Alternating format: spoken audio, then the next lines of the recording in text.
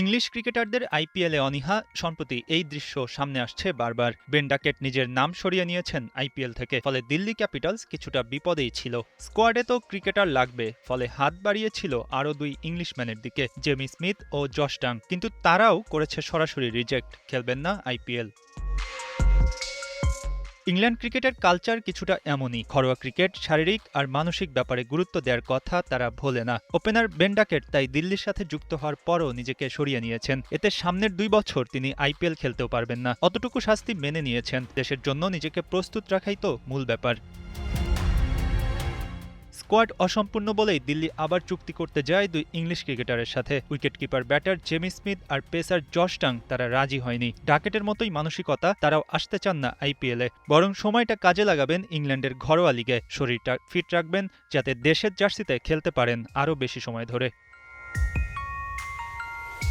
ইংলিশদের মধ্যে আইপিএলের আবেদন কি কমছে? প্রশ্নটা এখন এমনই। সেক্ষেত্রে ভবিষ্যতেও ইংলিশ ক্রিকেটারদের আইপিএলে খেলতে দেখার সম্ভাবনা কমতে পারে। ইংল্যান্ড ক্রিকেটের বর্তমান ম্যানেজমেন্ট নিয়ে কিছুটা আলোচনাও হয়ে গেছে। রব কি, বেন স্টোকস, ব্রেন্ডন ম্যাককালামরা দিয়েছেন নানা রকম স্টেটমেন্ট। মূলত অ্যাশেজ হারের পর ইংল্যান্ডকে নিয়ে কাটাছেঁড়া এখনও শেষ হয়নি। কিছুদিন আগেও জানিয়ে একচোট আলাপ হয়ে গেছে।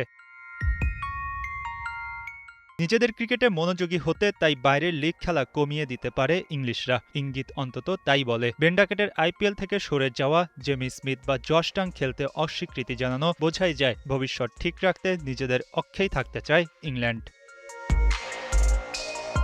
মঈন হাসান, ৭১।